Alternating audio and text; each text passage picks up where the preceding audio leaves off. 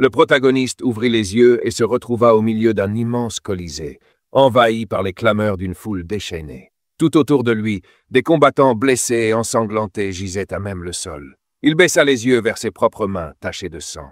Tandis qu'il tournait la tête, une voix l'appela par son nom, Shinkawa. Un homme l'encouragea vivement à reprendre ses esprits et à se ressaisir. Les chants de la foule s'intensifièrent, cette fois pour soutenir l'adversaire de Shinkawa, enfermé avec lui dans l'octogone de MMA. Les deux combattants se touchèrent les gants pour marquer le début du combat. L'adversaire tenta d'ébranler la confiance de Shinkawa en lui rappelant ses 10 défaites consécutives. L'arbitre ordonna aux combattants de regagner leurs coins respectifs et l'entraîneur de Shinkawa lui rappela de rester fidèle à ce qu'ils avaient travaillé ensemble. Après un dernier rappel des règles, l'arbitre donna le signal du début. L'adversaire avança vers Shinkawa, qui resta parfaitement immobile. Déconcerté par cette absence de réaction, l'adversaire hésita, ressentant même une pointe de culpabilité. À cet instant, aux yeux de Shinkawa, l'arène se métamorphosa en un majestueux colisée antique. Ses yeux vides et sans vie fixaient un point au-delà de son adversaire, accentuant encore la confusion de ce dernier. Voyant une occasion de terminer le combat rapidement, l'adversaire se lança à toute vitesse et décocha un crochet puissant, convaincu que ce coup lui assurerait la victoire. Mais Shinkawa esquiva d'un simple mouvement du buste et riposta avec un uppercut d'une précision chirurgicale. L'adversaire s'effondra immédiatement, inconscient. Levant les yeux, Shinkawa aperçut l'empereur trônant en hauteur. L'empereur se leva et abaissa le pouce vers le sol, ordonnant l'exécution du vaincu. Shinkawa s'avança lentement vers son adversaire déchu, se pencha sur lui et lui murmura de mourir. Puis, pris d'une rage incontrôlable, il se mit à le frapper sauvagement, répétant sans cesse le mot « meurs », tandis que la foule grecque antique acclamait avec ferveur. L'arbitre tenta d'intervenir, mais Shinkawa le repoussa brutalement avant de continuer son déchaînement. Son entraîneur sauta dans l'octogone et parvint à l'attraper, l'arrachant au corps meurtri de son adversaire, dont le visage était désormais méconnaissable, tuméfié au-delà du supportable. Observant cette scène chaotique, le président du Fantastic Fighting Championship, la FFC, déclara que les choses venaient de devenir bien plus intéressantes. Les commentateurs ne tardèrent pas à condamner l'attitude de Shinkawa, le blâmant pour avoir agressé un adversaire déjà inconscient et sans défense. Impassible, le président de la FFC esquissa un sourire en contemplant les conséquences de cet incident. Il nota qu'en dépit du chaos et de la disqualification immédiate, Shinkawa semblait totalement indifférent. Le président exprima son désir de rencontrer Shinkawa en personne. Un homme assis à ses côtés lui demanda s'il entrevoyait un quelconque potentiel chez ce combattant. Le président expliqua que l'adversaire de Shinkawa était extrêmement puissant et qu'il n'avait jamais été mis KO auparavant, même par un contre. Et pourtant, malgré une technique de frappe médiocre, Shinkawa avait esquivé chaque attaque avec une précision troublante. À la question de savoir si un simple amateur pouvait réaliser un tel exploit, le président répondit qu'il était rare mais fascinant de voir un véritable fauve comme Shinkawa se déchaîner dans l'arène. Un véritable antagoniste consumé par le combat, une force sauvage que personne ne pourrait jamais dompter. Dans les vestiaires, l'entraîneur de Shinkawa le réprimanda sévèrement pour son comportement durant le combat. Il lui rappela qu'il ne risquait pas seulement une disqualification, mais carrément d'être expulsé de l'organisation entière. L'entraîneur lui demanda alors si quelque chose avait changé récemment dans sa vie. Shinkawa s'excusa et l'entraîneur, un peu apaisé, reconnut malgré tout son dévouement.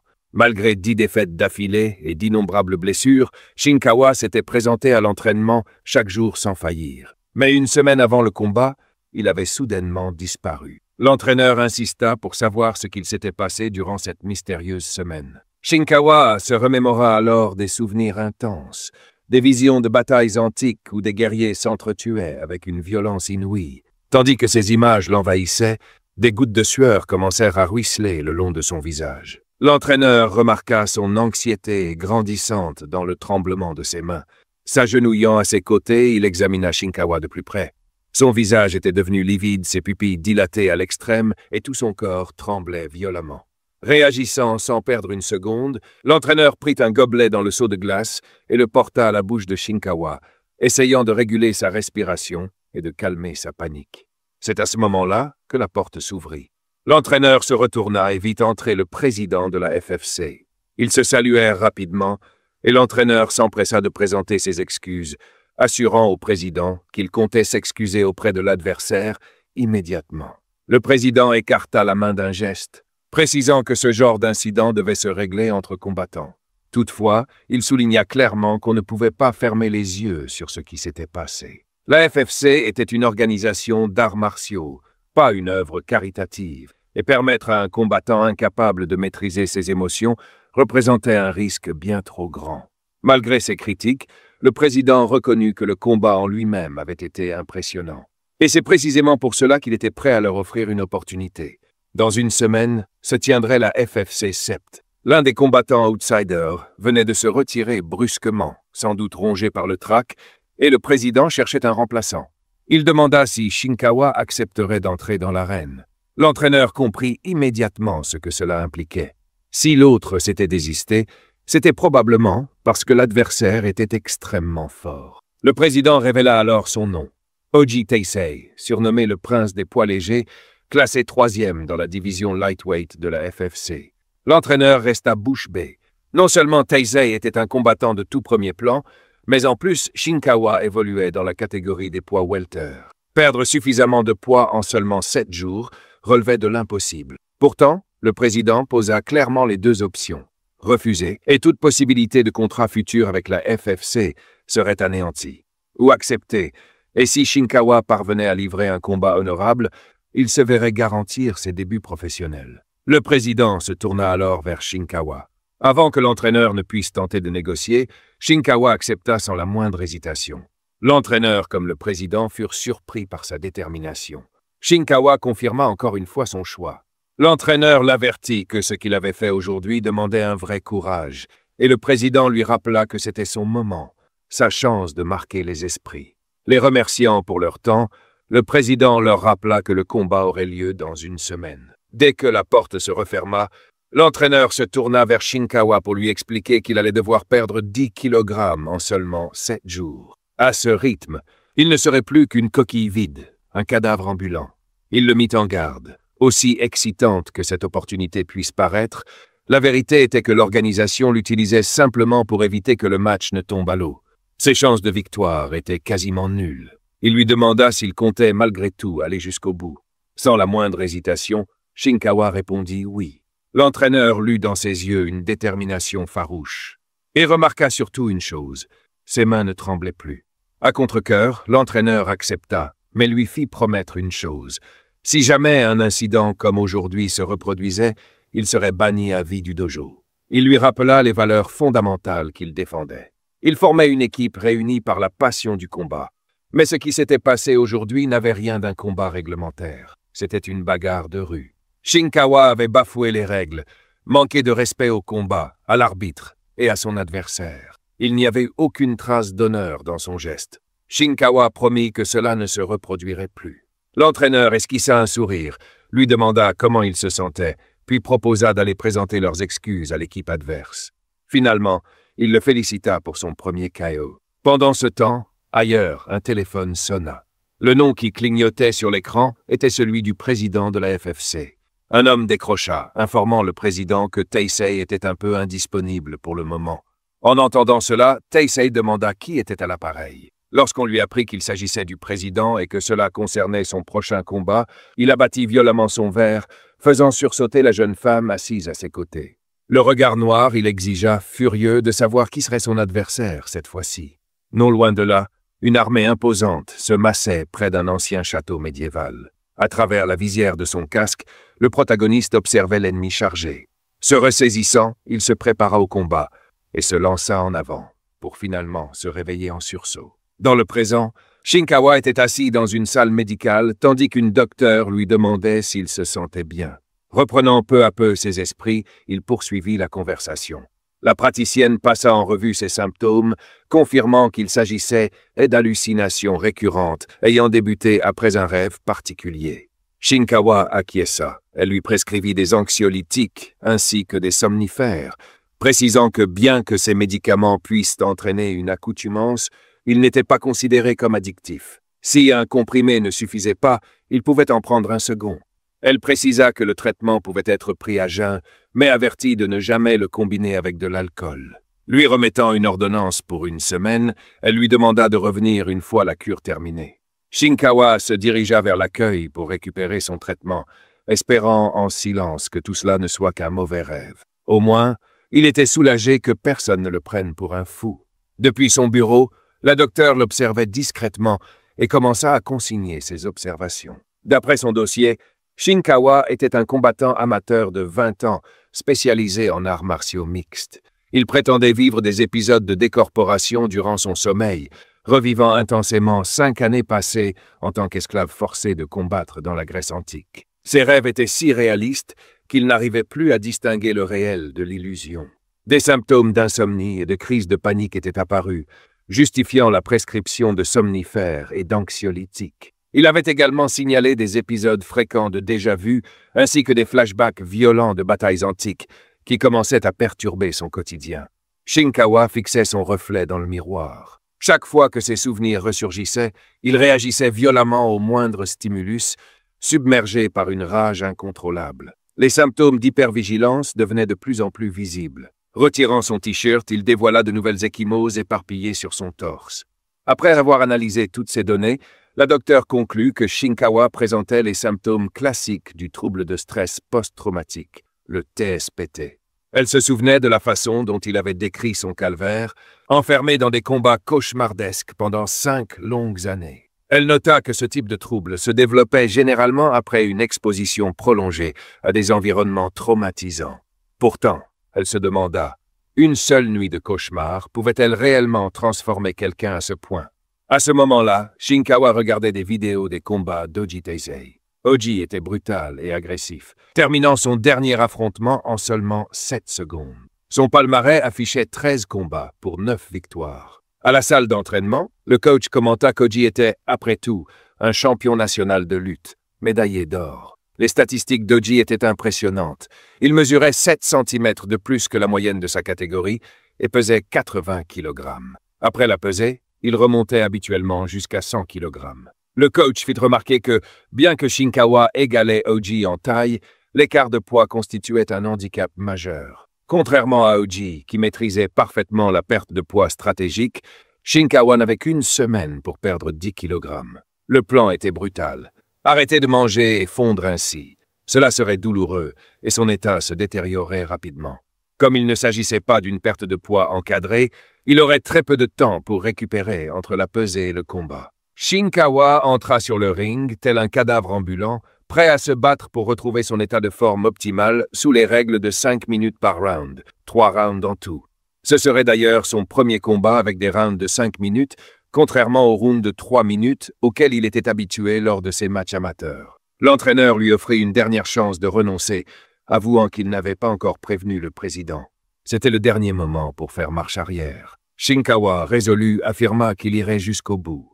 En voyant la détermination dans son regard, l'entraîneur céda et lui ordonna de ne même pas envisager la défaite. Le seul objectif était la victoire, et la stratégie était simple, terminer le combat dès le premier round par un KO. Shinkawa exprima son inquiétude. Il craignait qu'Oji ait préparé une contre-mesure, surtout après que sa précédente victoire soit venue d'une contre-attaque. L'entraîneur acquiesça, expliquant que l'équipe d'Oji chercherait sans doute à étirer le combat pour éviter le KO. Pour se préparer, il demanda à Shinkawa de commencer par une séance de sparring pour s'échauffer. Une fois l'échauffement terminé, il devait enfiler son gant et commencer à visualiser Oji comme son adversaire. Il fallait imaginer être dans un état physique catastrophique à cause d'une perte de poids rapide et apprendre à conserver son énergie. L'entraîneur insista sur le fait qu'Oji en serait conscient et chercherait sûrement à éviter toute confrontation directe. Shinkawa demanda alors quelle stratégie adopter. L'entraîneur répondit fermement « Continuez à avancer ». Quand Oji refuserait l'engagement, il faudrait le pousser à porter le premier coup, puis saisir l'opportunité pour placer une contre-attaque dévastatrice. Levant son gant, il dit à Shinkawa de l'imaginer comme étant Oji. Dès le moindre mouvement, Shinkawa devait frapper de toutes ses forces, et il le fit exactement ainsi. Il envoya un coup de poing si puissant dans le gant de l'entraîneur que ce dernier en fut surpris par la force brute. Sans attendre, il enchaîna avec un second coup, encore plus puissant que le premier. L'entraîneur fut stupéfait de constater que Shinkawa n'avait rien perdu de sa puissance de frappe, malgré sa perte de poids. Shinkawa frappa de nouveau, cette fois avec tant d'impact que le gant d'entraînement fut arraché de la main de l'entraîneur. Ce dernier esquissa un sourire en coin, commençant à croire que Shinkawa avait peut-être une réelle chance de gagner. Regonflé d'énergie, il lui cria de revenir à la charge. Shinkawa ne se retint pas. Son prochain coup fusa avec une telle force que l'entraîneur recula, déséquilibré, tandis que le gant traversait la salle de sport. L'un des autres combattants, inquiet, s'approcha de l'entraîneur. Il ne pouvait plus garder le silence. Il insista. Shinkawa ne devrait pas faire cela. La perte de poil était en train de le tuer. Il rappela à l'entraîneur ce cas tragique survenu à ONE FC, où un combattant était mort après une perte de 10 kg en une semaine. C'était de la folie pure. Il le supplia d'arrêter Shinkawa avant qu'il ne soit trop tard. L'entraîneur répondit calmement, rappelant que Shinkawa contrôlait rigoureusement son alimentation et son apport en sel. Dans ces circonstances précises, ce n'était pas impossible. Tout dépendait de l'endurance de Shinkawa. Mais le combattant insista. Même si Shinkawa réussissait à atteindre le poids requis, son adversaire restait Ojite, 3e du classement dans la catégorie des poids légers. Dans cet état, il n'aurait aucune chance. La plupart des combattants ayant vécu ce genre d'expérience finissaient par abandonner définitivement ce sport, traumatisés. Et même s'ils continuaient, il n'était pas comme si les combattants gagnaient réellement leur vie avec ce métier. Tout ce que cela faisait, c'était inquiéter leur famille. L'entraîneur coupa court, admettant qu'il avait raison. Pour la plupart, ce chemin n'était qu'une quête de satisfaction personnelle. Cela ne remplissait pas une assiette. Peut-être valait-il mieux arrêter tant qu'il en était encore temps. Le combattant hésita, puis se tourna directement vers Shinkawa. Il lui dit que personne ne le blâmerait s'il abandonnait maintenant, qu'il suffisait de le demander à l'entraîneur, et tout serait terminé. Il le supplia de reconsidérer sa décision. Mais Shinkawa mit un terme au débat. Il répondit simplement qu'il allait bien. L'entraîneur hocha la tête en signe d'accord et détourna son attention. Il se tourna vers le combattant inquiet et lui ordonna de se préparer pour un combat d'entraînement après son échauffement. Ce serait un affrontement brutal, sans aucun doute, mais ils étaient désormais tous embarqués dans la même aventure. Puis l'entraîneur reporta son regard sur Shinkawa et lui détailla son régime alimentaire pour la semaine. Une banane, puis entraînement. Un avocat, puis nouvel entraînement. C'était tout. Un carburant minimal pour un effort maximal. Lors des nuits sans sommeil, il aurait la permission de grignoter un peu de brocoli cru ou de poivron. L'entraîneur le prévint. À la fin de la semaine, il serait si affaibli par le déficit calorique qu'il peinerait à articuler un mot. Était-il prêt? Shinkawa acquiesça d'un signe de tête, une détermination inébranlable dans les yeux. Le combattant inquiet tenta à nouveau de protester, mais l'entraîneur l'interrompit sèchement, lui rappelant qu'il avait déjà survécu à ce genre de camp d'entraînement. Il aborda ensuite le combat à venir. Il ordonna au combattant de le prendre au sérieux. L'homme ricana, refusa le casque de protection, manifestement agacé. Dans son esprit, il était persuadé que l'entraîneur cherchait à pousser Shinkawa jusqu'à l'abandon, mais il n'insista pas davantage. Ils se tapèrent les poings. Immédiatement, Shinkawa adopta une posture de combat féroce, les yeux brûlants d'intensité. Dans son imagination, la salle de sport s'effaça, remplacée par un colossal colisée, ancien et imprégné de sang. Le combattant lança un coup puissant, mais Shinkawa l'esquiva d'un mouvement à peine perceptible. Un second coup suivit. Shinkawa l'évita de nouveau, se penchant juste hors de portée. Puis il ajusta son appui et fondit sur son adversaire. D'un coup sec et explosif, Shinkawa frappa. L'impact propulsa le protège-dents du combattant à travers la pièce alors qu'il s'effondrait au sol. Un silence pesant tomba sur la salle. L'un des membres du gymnase reconnut l'homme à terre. Il était classé 5e dans la division des poids welter de la FFC. Le visage de Shinkawa s'assombrit. Une bouffée d'instinct meurtrier monta en lui. Il ressentit l'envie brutale d'achever l'homme. L'entraîneur se précipita pour vérifier l'état du combattant. Heureusement, il était en vie et conscient. Se tournant vers Shinkawa, l'entraîneur lui rappela que c'était précisément pour cela qu'il lui avait ordonné de porter un casque. Le combattant tenta de se justifier, affirmant qu'il avait simplement baissé sa garde et demanda une revanche. Mais l'entraîneur refusa catégoriquement. Il lui rappela que dans un vrai combat, ses excuses ne serviraient à rien. Il l'avertit. Même si son esprit semblait lucide, son corps risquait de raconter une autre histoire. L'intensité de l'aura de Shinkawa écrasait littéralement son adversaire, comme une tempête approchant. Immobile, silencieux, il le foudroyait du regard. L'entraîneur lui demanda s'il allait bien. Shinkawa baissa les yeux vers son poing, le desserra lentement, puis tendit la main au combattant, en signe de respect. Il le remercia pour le combat. Le combattant admit sa défaite. Il comprenait désormais la véritable force de Shinkawa. Il n'avait même pas eu le temps de réagir. L'entraîneur, désormais renforcé dans sa confiance envers Shinkawa, lui donna la prochaine instruction. Takeshi, l'homme qu'il venait de terrasser, serait chargé de lui enseigner la lutte, sa plus grande faiblesse. Pendant que Takeshi récupérerait, les autres membres du gymnase se relayeraient pour affronter Shinkawa dans un entraînement en relais. Chaque combattant ferait un round, l'un après l'autre. L'entraîneur appela le premier adversaire. L'homme hésita, ajustant prudemment son casque. L'entraîneur jeta un dernier regard vers Shinkawa et lui donna une directive finale. Reculer équivalait à perdre. Il lui ordonna d'avancer pas à pas, d'appliquer une pression constante, de conserver son énergie tout en vidant peu à peu celle de ses adversaires. C'était la stratégie. Plus tard dans la soirée, dans un restaurant chaleureux, les serveurs s'affairaient entre les tables, portant des assiettes fumantes. Les clients discutaient et riaient, savourant leur repas. Soudain, une silhouette passa en trombe devant la fenêtre. Une personne en capuche, vêtue tout de noir. Une jeune fille assise près de la vitre aperçut fugitivement la silhouette. Elle murmura dans un souffle à peine audible. « C'est cette personne. » Pendant ce temps, dans le gymnase, Shinkawa poursuivait son combat, ses yeux rivés sur son adversaire, une concentration inébranlable dans le regard. Autour de lui, l'atmosphère bourdonnait d'intensité. Deux combattants, Takeshi et un autre membre du gymnase, s'étaient écartés sur le côté, pris dans une dispute animée. Même si leur voix était basse, leur frustration était palpable. Takeshi insistait. Il n'était pas le seul à avoir été malmené en sparring contre Shinkawa. L'autre combattant répliqua aussitôt, lui rappelant qu'il avait été complètement mis KO. Pendant ce temps, Takeshi détourna les yeux vers le ring. Il observait le combat d'entraînement en cours, déjà impatient d'entrer à son tour. Derrière eux, l'entraîneur regardait en silence, les bras croisés. La perte de poids devenait un problème sérieux. Avec si peu de temps restant, cela allait être rude. Dès le premier jour, les coups de Shinkawa étaient si puissants que les mains de l'entraîneur avaient enflé malgré les pattes d'ours. Mais à présent, au troisième jour, on sentait clairement que sa force de frappe avait chuté. Son corps se désagrégeait en même temps que son poids. L'entraîneur marmonna pour lui-même, se demandant si Shinkawa serait même capable de placer un seul coup significatif le soir du combat. Avec seulement un jour pour récupérer, cela devenait un pari dangereux.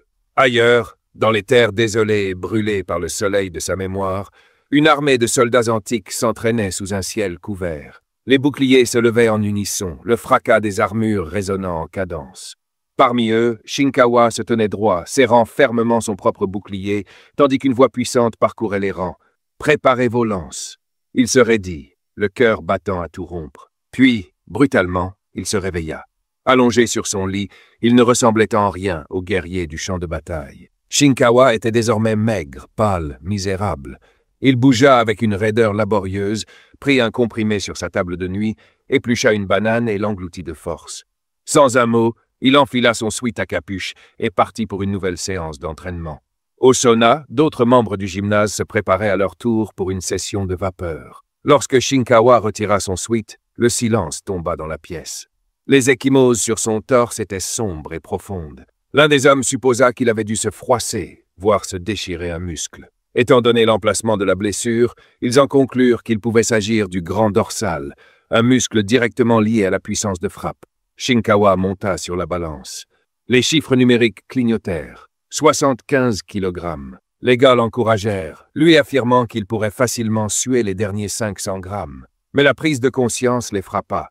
Il avait perdu 10 kg entiers en seulement une semaine. Impressionnés et légèrement inquiets, ils entrèrent tous ensemble dans le sauna. À l'intérieur, la chaleur les enveloppa. Shinkawa resta silencieux, endurant la souffrance en serrant les dents. Dans son esprit, le champ de bataille réapparut. Des vautours tournaient dans le ciel rouge, criant leur faim. L'un d'eux croisa son regard et fondit sur lui. Sans hésiter, il brandit sa lance et empala l'oiseau en plein vol. De retour au présent, trempé de sueur, Shinkawa remonta sur la balance. 72 kg. Encore quelques grammes, souffla quelqu'un. Tout le monde retint son souffle pour le dernier effort. Ils tinrent bon 5 minutes de plus. À la pesée officielle, Shinkawa monta sur la scène. Son visage était émacié, son corps vidé, mais l'écran numérique s'illumina. 70 kg. Poids validé. Accepté. L'équipe éclata de joie. Ils le félicitèrent pour avoir accompli l'impossible. Puis vint Oji Taisei. Dès qu'il entra, le contraste frappa comme un coup de massue. Oji semblait gigantesque, comme s'il appartenait à une autre catégorie de poids. À première vue, il était évident qu'il n'avait même pas essayé de perdre du poids.